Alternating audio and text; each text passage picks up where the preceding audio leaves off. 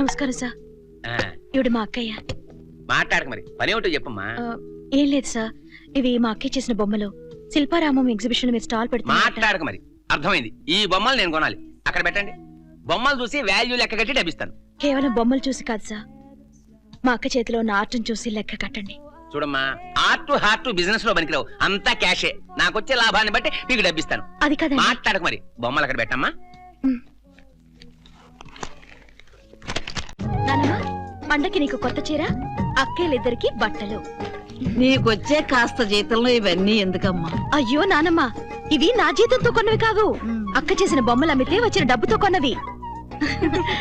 అక్క, ఈ చీర నీకు బాగుంటుంది. బాగుందా? బాగుందా? బాగుందా?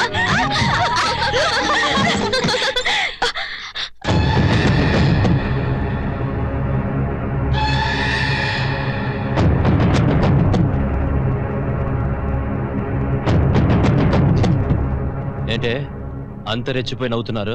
మాకు మిగిలిన సంపద ఇది ఒక్కటే, ఇది కూడా లాక్కుపోడాకొచ్చావా? నాకు డబ్బు కావాలి. లేదు. లేకపోతే ఇవన్నీ ఎక్కడి నుంచి వచ్చాయి? నీకు అనవసరం. అయినా మా షాప్ కొచ్చి మా ప్రొప్రైటర్ గారి దగ్గర డబ్బులు తీసుకెళ్ళవట కదా. అవును, నా చెల్లెలు జీతం నేను తీసుకున్నాను, తప్పేంటే? నువ్వు అవసరాల కోసం నన్ను చెల్లెళ్ళని చెప్పుకున్నా నిన్ను అన్నయ్య అనుకోవడం కూడా నాకు అసహ్యం. ఏంటి?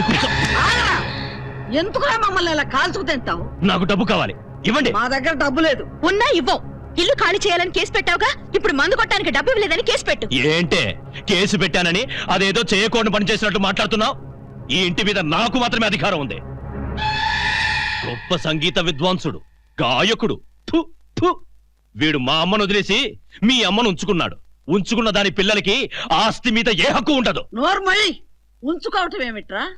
మీ అమ్మ మీ నాన్నను రాచి రంపాన పెట్టి నరకం అంటే ఏమిటో చూపిస్తే ఆ పరిస్థితుల్లో వీళ్ళమ్మను పెళ్లి చేసుకున్నాడ్రా. ఆ రంకు కథలన్నీ ఇప్పుడెందుకు? నాకు డబ్బులు ఇవ్వ. లేవని చెప్పానుగా.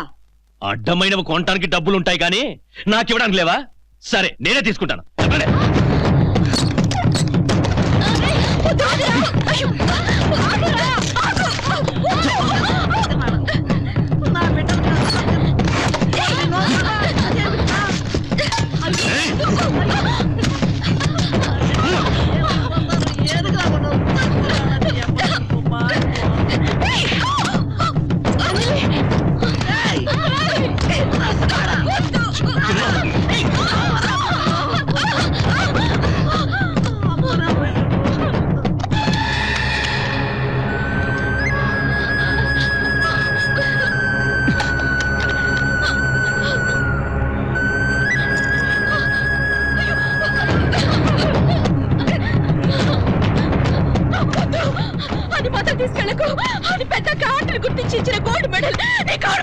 గోల్డ్ మెడల్ అయితే మరీ మంచిది, అమ్మితే ఎక్కువ డబ్బు వస్తుంది. తప్పగానే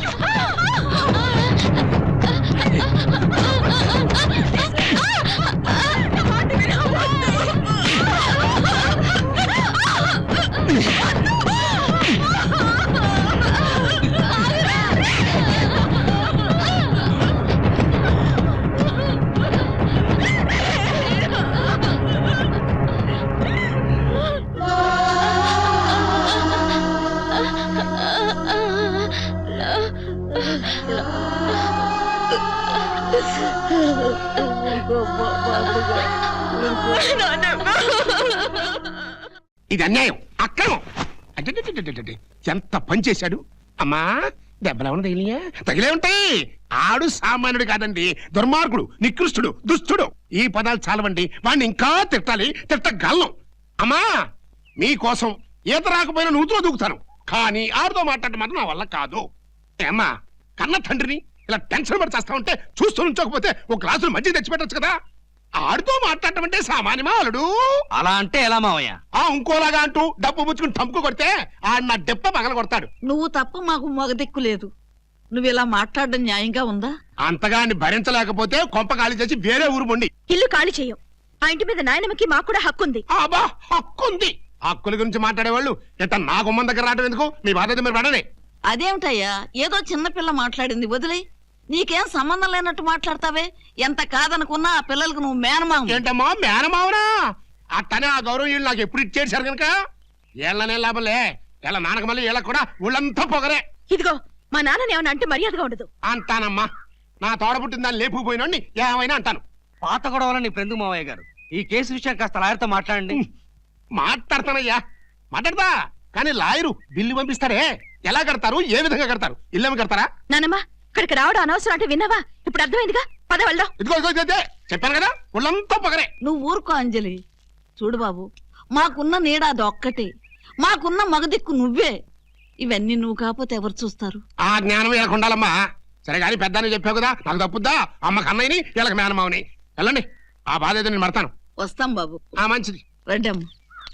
పౌరుషాలకు తక్కువలేదు. అంజలి, నిన్న నేను ఊర్లో లేను. ఏంటి మీ ఇంట్లో గొడవ జరిగిందంట? అప్పుడప్పుడు మీ అన్నయ్య వచ్చి గొడవ చేస్తుంటాడా? మా నాన్నగారు చనిపోయిన తర్వాత మొదలైంది. మేము ఇల్లు ఖాళీ చేసే వరకు ఉంటుంది. అదేంటి, మీరు ఇల్లెందుకు ఖాళీ చేయాలి? మా నాన్నగారికి మా అమ్మ రెండో భార్య. మొదటి భార్య గయ్యాళ్ళతనం భరించలేక మా అమ్మని గుళ్ళో పెళ్లి చేసుకున్నారు. కానీ ఊరి వాళ్ళందరి దృష్టిలో మా అమ్మ ఉంచుకున్న దాని కింద లెక్క. నాన్నగారి ఏకైక ఆస్తి మేము ఉంటున్న ఇల్లు. ఆ ఇంట్లో మాకు వాటా లేదని మా నాన్నగారి మొదటి భార్య కొడుకు కేసు పెట్టాడు. అలాగా? అంతేకాదు, ఇలా అప్పుడప్పుడు వచ్చి దౌర్జన్యం చేసి డబ్బు లాక్కుపోతుంటాడు. చివరికి అశ్విని ఆ కార్టుకు వచ్చిన గోల్డ్ మెడల్ కూడా తీసుకెళ్లాడు. ఒంటరి ఆడవాళ్ళం కదా అని అలసు. అంజలి, ఈసారి వస్తే నాతో చెప్పు. మీ మీద ఏగ వాలకుండా నేను చూసుకుంటాను.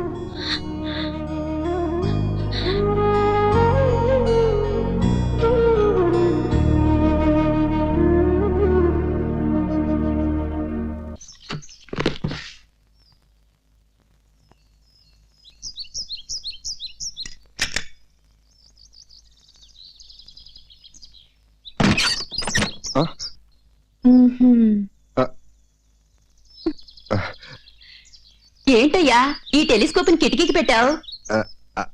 అది నక్షత్రాలు చూడడం కోసం వదినా. ఏ నక్షత్రాల్ని? ఆకాశంలో నక్షత్రాల్లా, ఎదురింట్లో నక్షత్రాల్లా? నాకు కొంత తెలుసు గాని నువ్వు పూర్తిగా చెప్పేస్తే బాగుంటుందేమో. అది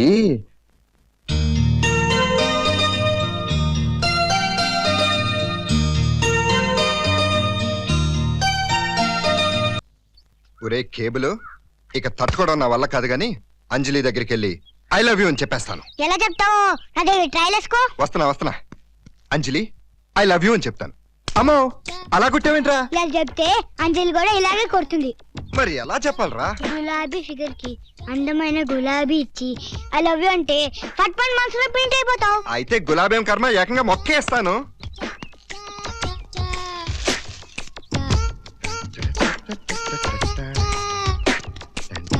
అంజలి, ఐ లవ్ యూ. మీ ప్రేమ ఇంకా మొగ్గ కూడా తొడగలేదు, మొక్కగానే ఉంది. అయ్య బాబాయ్, పువ్వేమైంది? అంజలి, ఐ లవ్ యూ. కంగారు పడకు, ఈ నా డైలాగ్ కాదు, మా బాబాయ్ డైలాగ్. ఎన్నాళ్ళు వెయిట్ చేస్తారు? త్వరగా అకౌంట్ రాసుకోండి. అంజలి, నిజంగా ఐ లవ్ యూ. నిజంగా ఐ డోంట్ లవ్ యూ. అమ్మా, ఉసిరికాయ మీద ఒట్టు. అందుకే పుల్లగా ఉంటుంది. అమ్మా, పనసకాయ మీద ఒట్టు. అందుకే గుచ్చుకుంటుంది. అమ్మా, నువ్వెన్ని ఓట్లేసినా అంతే, నేను ప్రేమించడం లేదు. ఏమన్నా? లేదు. లేదు అంటే ఉంది. లేదు. ఉంది. లేదు. అమ్మా, ఉంది. లేదు. అమ్మా, ఉంది.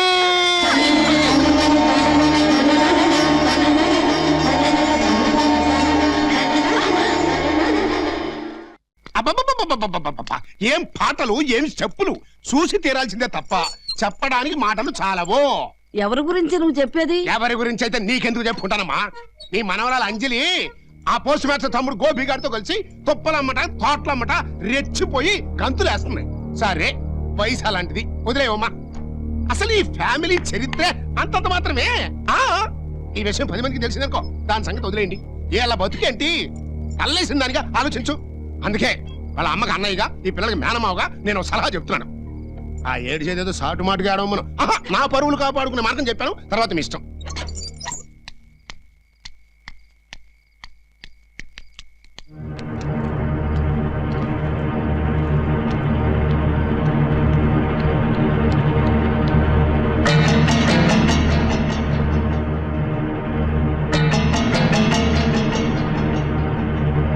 ఏంటి అంత అదోలా ఉన్నారు? ఏమైంది? ఏమైంది చిన్నక్క? నువ్వనే చెప్పు పెద్దక్క, ఏమైంది? ఏమైంది నానమ్మా? ఏం లేదమ్మా, రేపటి నుంచి బ్రతకటం ఎలాగా అని ఆలోచిస్తున్నాం. బ్రతకటం చేత కాకపోతే ఎలా చావడమా అని ఆలోచిస్తున్నాం. అదేంటి నానమ్మా? అవునమ్మా, నువ్వు పెళ్లి చేసుకుని నీ దారి నువ్వు చూసుకుంటే మా గతి అంతేగా. అక్కలున్నా ముందు నీ పెళ్లి అయితే వాళ్ళలో ఏ లోపం ఉందోనని ఎవరు చేసుకోరుగా. నానమ్మా, నేను చెప్పేది నువ్వు గోపిని ప్రేమిస్తున్నావని మావయ్య వచ్చి చెప్పాడు. నీకు తెలుసుగా, ఒకతన్ని ప్రేమించిన అతనితో పెళ్ళవక నేను అల్లరి పాలయ్యాను. నీకు అలాంటి పరిస్థితి రాకూడదని కోరుకుంటున్నాను, అంతే. అంతకంటే నేనేం చెప్పలేను. చెప్పడానికి వినడానికి కష్టంగా ఉన్నా నీకు కొన్ని విషయాలు చెప్పక తప్పదమ్మా. ఇన్నాళ్ళు నీకొచ్చే జీతంతో మనం సుఖంగా బ్రతికేస్తున్నాం అనుకుంటున్నావు కదూ. నానమ్మా, నువ్వు ఉండమ్మా. ఇంట్లో సరుకులు ఉన్నా లేకపోయినా, మేము తిన్నా తినకపోయినా చిన్న పిల్లవని నీకెప్పుడు తెలియనివ్వలేదమ్మా. కానీ ఇప్పుడు నువ్వు పెళ్లి చేసుకుని వెళ్ళిపోతే మా పరిస్థితి ఏంటో ఒక్కసారి ఆలోచించు. అది నీకు తెలియటం కోసమే ఇది చెప్పానమ్మా. నానమ్మా, ఇలా రామ్మా.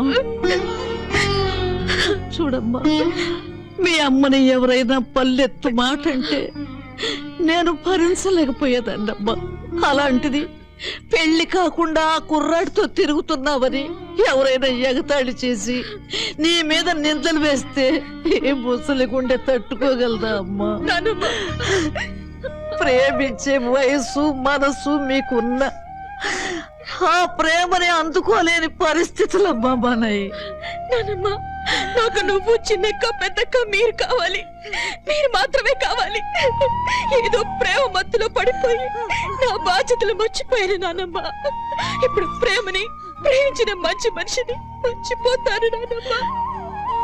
మా స్వార్థం కోసం నిన్ను బలి చేస్తున్నందుకు మమ్మల్ని క్షమించు తల్లి, క్షమించు.